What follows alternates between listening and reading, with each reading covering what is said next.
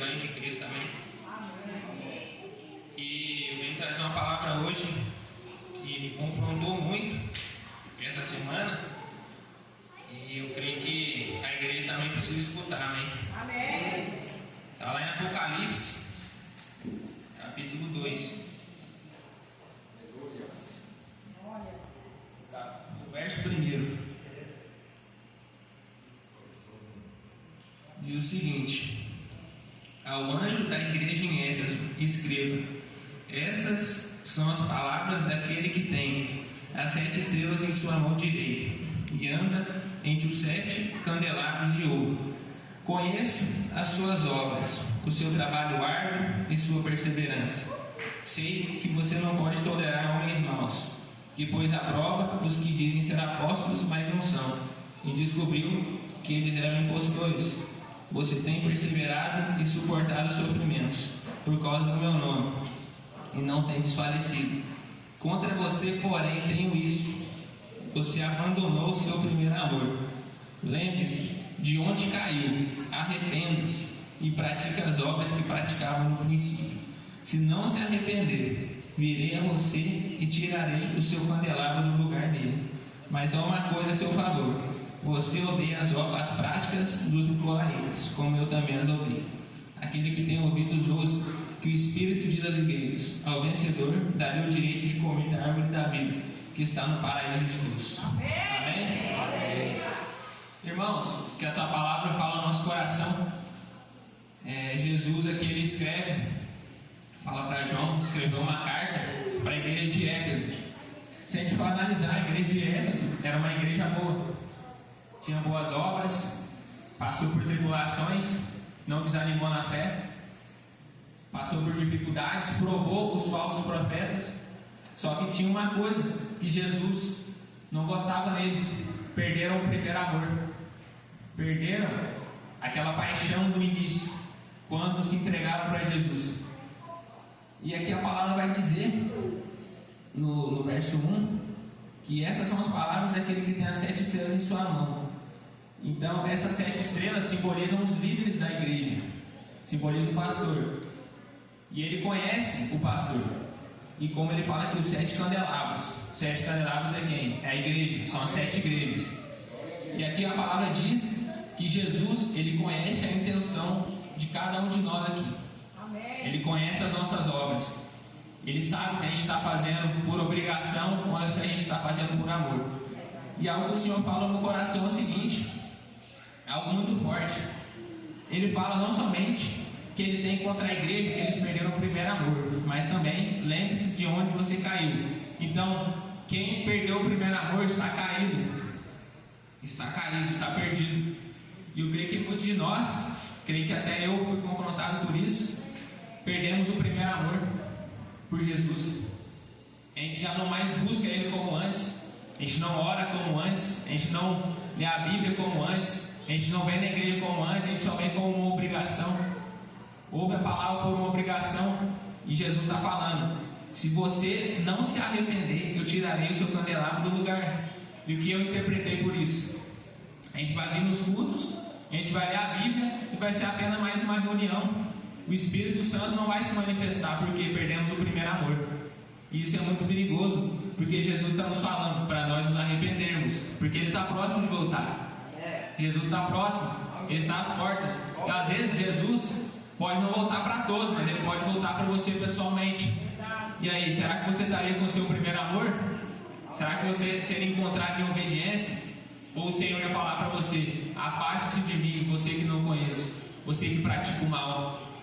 Será que as nossas obras estão condizendo com aquilo que o Senhor fez por nós? Vamos nos voltar ao primeiro amor, como diz a palavra aqui. Vamos nos arrepender. Qual que é o caminho para a gente voltar para esse primeiro amor? É arrependimento. A gente tem que se arrepender da nossa condição, reconhecer que a gente é pecador, que a gente é falho, que a gente é necessitado da graça de Deus. Nós precisamos dela, da graça dele. Muitos de nós na igreja de hoje, eu falo em geral, a gente tem tentado fazer as coisas pelo nosso esforço, pelas nossas obras. E a gente tem perdido o primeiro amor porque a gente está esquecendo da dependência de Deus. A gente não tem orado, a gente não tem jejuado na nossa vida, a gente tem feito tudo no nosso jeito, e a gente acha que a gente está vivendo uma vida como cristão. Não estamos. Temos que nos voltar ao primeiro amor. Amém. E algo que o Senhor ministra no meu coração é sobre a parábola do joio e do trigo. Vou resumir a história para vocês. A palavra mais ou menos vai dizer que Deus, que era um homem que tinha uma vinha, tinha uma plantação de trigo, errado. Ele tinha uma plantação de trigo e veio o inimigo dele, que significa Satanás, e plantou várias sementes naquele campo. E os servos dele, que significam os anjos de Deus, falaram assim: Senhor, nós temos que tirar esse joio, porque senão ele vai prejudicar. Mas aí o Senhor da vinha falou o seguinte: nós não podemos tirar ele, porque são muito parecidos. Se nós tirarmos o joio, vamos tirar o trigo também. Corre esse perigo. Mas ele disse: deixem amadurecer, que aí sim nós vamos separar uns dos outros e vamos jogar o joio no fogo. E que o Senhor ministra no meu coração: muitos de nós na igreja hoje, a gente não consegue discernir, a gente não consegue perceber quem é o joio, quem não está vivendo a palavra de verdade, porque é somente o Senhor quem sabe. Será que a gente está sendo o joio? Será que a gente está vivendo em desobediência? O trigo é aquele que dá fruto no reino de Deus, porque a palavra de Deus fala: aquele que não tem obras tem uma fé morta, tem uma fé que não agrada a Deus. A salvação é pela graça, mas a graça, ela confirma as obras da nossa vida. Então que a graça do Senhor, a bondade dele possa estar nos revelando, para a gente mudar de vida, mudar de atitude hoje. Não é só falar que a gente é cristão, que a gente vem na igreja, se lá fora as nossas atitudes não são as mesmas daqui. A gente fala bobeira, a gente fala palavrão, a gente vê coisas erradas na internet, a gente fala mal do nosso próximo, a gente cobiça algo que não é nosso, a gente acha que está normal. Não está, irmãos. Jesus está nos chamando para o arrependimento. E como Jesus disse, nos dias da vinda dele, que antecederiam sua vinda, seria como nos dias de Noé. E quantas pessoas que foram salvas? Foi apenas Noé e sua família. E eu creio que muitas pessoas vão ser arrebatadas. Muitas pessoas vão ser arrebatadas.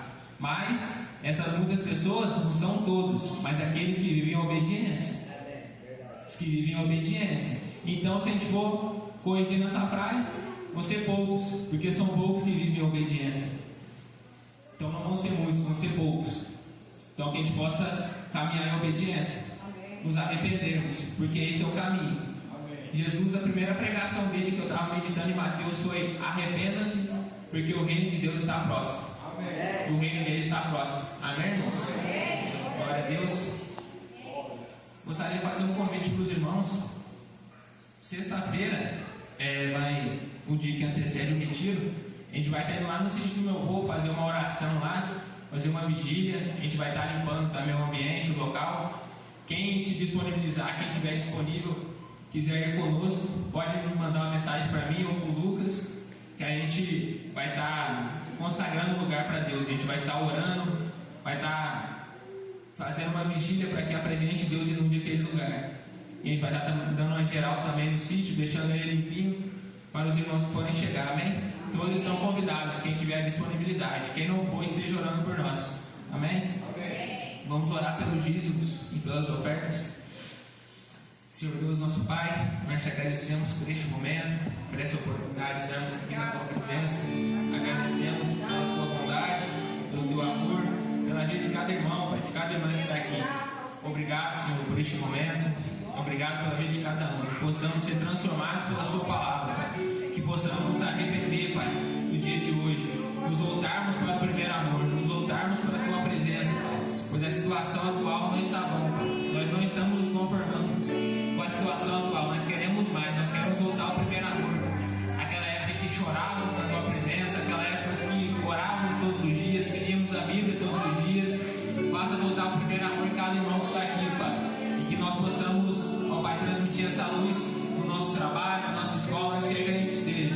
Que a gente possa ser a luz do mundo. E que não sejamos apenas mais um número, Pai, nessa sociedade, mas sejamos diferença, Pai. Em nome de Jesus. Amém.